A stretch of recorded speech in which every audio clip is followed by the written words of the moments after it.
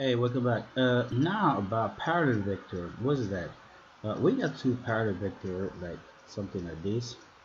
This is one vector, okay, and another vector could be like taking different color. This one here, okay, and this is the second vector. We're having vector B here and vector A, okay. All right, and these two vectors are considered to be parallel because there is you can see, as you can see here, the distance in between the two of them is almost the same you all the way along, right? It means that the angle, there's no angle in between them, okay? So actually it means that the angle between A and B, okay, we had before an angle between two vectors like this, but this time we're having two vectors going this way, so there's no angle in between. So it means that the angle between A and B in this case, when they're parallel, is equal to 0. And when you write the standard formula of of the scalar product dot absolute value B cosine of the angle, and the angle is 0 degree in this case, okay? As if the angle is 0 degree, taking in a unit circle, we got here 1, okay? I mean 0 to 1 or something like that. Or is it also 1 minus 1, 1 and minus 1? But what we here, what is that angle? Okay, which cosine is 0? I mean the cosine of, not the cosine of theta. Yeah, theta is 0, of course. I can even put 0 here direct. So this is the cosine of 0. Okay, and what is 0? The 0 is here.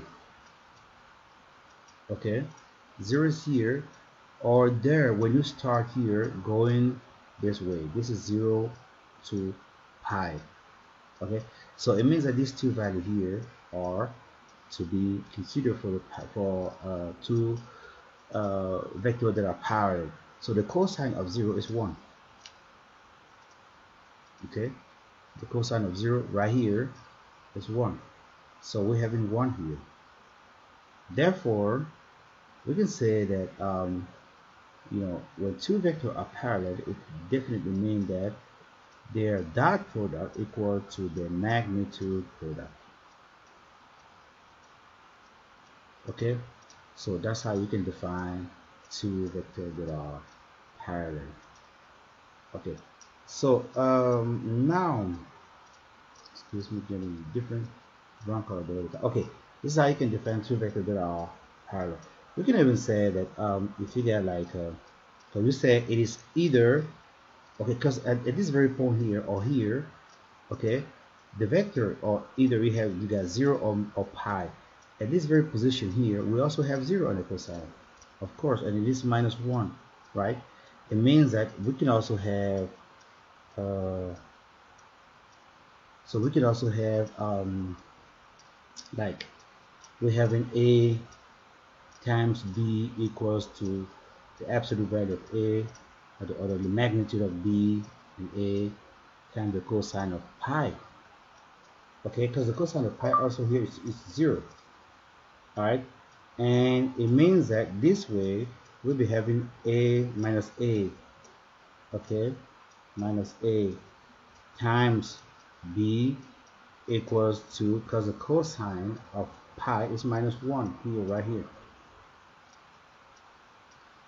Okay, so we'll be having A times minus A times B equals to this absolute value, to the absolute value of A times the absolute value of B.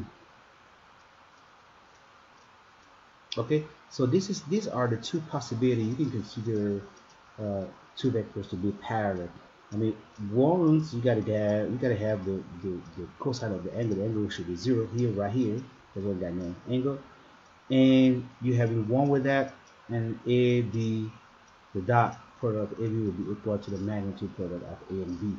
And if you're considering that you are this side, it's also the cosine of the angle is also 0 here, so it will be pi, and using that will be minus 1. Okay, we can have these two definitions of it. And as I was saying, this is always considered for vectors that are like. means that maybe they're going the same direction. Okay, but unlike, you know, are considered to be this way. So one is going this way, and the other one is going that way. So this is for this vector here, and that one is for the, so something like this. Okay, they are like vectors, and these are unlike vectors. So now we are gonna have two examples, okay, to see if those examples, these two vectors are parallel. Okay, we're having a vector u equals to 2i. I told you you can even write it with an arrow. Okay, minus j, and the second vector v equals to minus 1/2 of I plus 1/4 of j. Okay, so to know if these, anyway, either the vector is parallel or orthogonal, but in one case like in other, you need to do the dot product. This is what you got to do to know what kind of vector you have right now.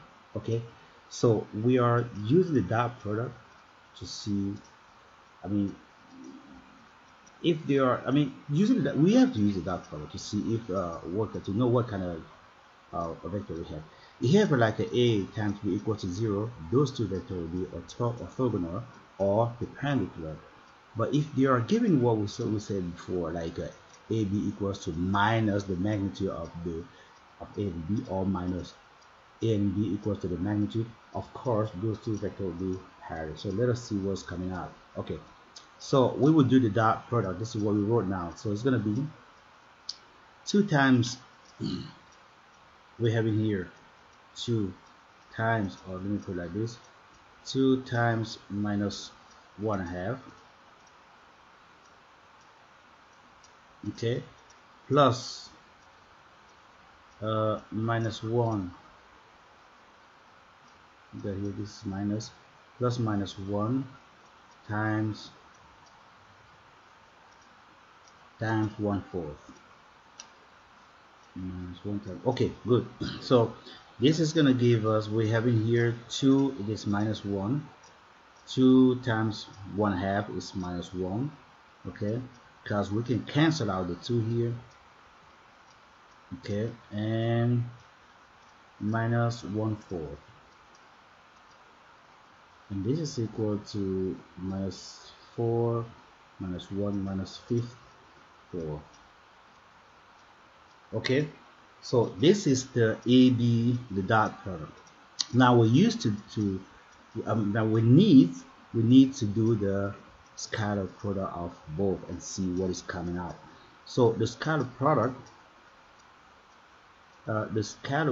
of A equals to the square root of 2 to the power 2 plus minus 1 to the power 2. This is equal to 4 plus 1, the square root of 5. Okay, and the absolute value, or the magnitude of B, will be minus 1/2 to the power 2 plus 1/4 to the power of 2, the whole thing in the square root. So it's going to give us 1/4 plus 1/16, and if you put them in the same denominator, we're going to have 16 on the other side and 4 on the top, plus 1/16. Okay, so the whole thing in the square bracket. Okay, and this is 5 over 16 square root. Okay, and then we can even write it like it is 1/4 of the square root of 5. Okay, now notice that we have A times B equals minus 5/4, right?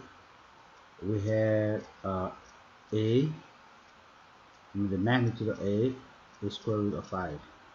Okay, and the magnitude of B, the magnitude of B equals now to sorry the magnitude of b equals now to square root of 5 over 4, or 1/4.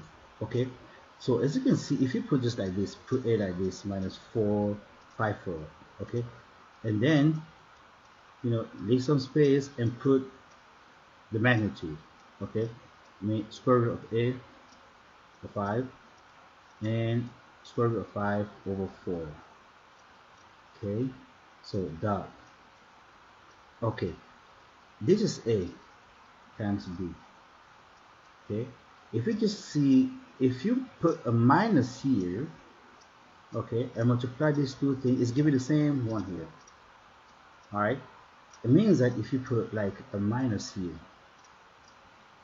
and multiply these two things, they're gonna give the same thing here. It is actually equals to minus and the absolute value or the magnitude of a times the magnitude of b. And this is what we want to prove. And now we can say that, and that's what we said before, you can either have this one equals to a times b, or you can have ab equals to the absolute value of a times the absolute value of b. And that way, when this condition is fulfilled, you can say that a and b are parallel, a parallel to b. Okay, of course. Okay, we're taking out this minus, bringing it over there, right? Like this is so good. Taking the minus over there, and of course we're having AB. This is going to be AB without minus. Okay, equals to that one there, and that's the result. So we're having a parallel to B. So thank you for watching again, guys, and next time we'll be doing I think unit vector. We need to do unit vector sometimes. Okay, see you later. Bye bye.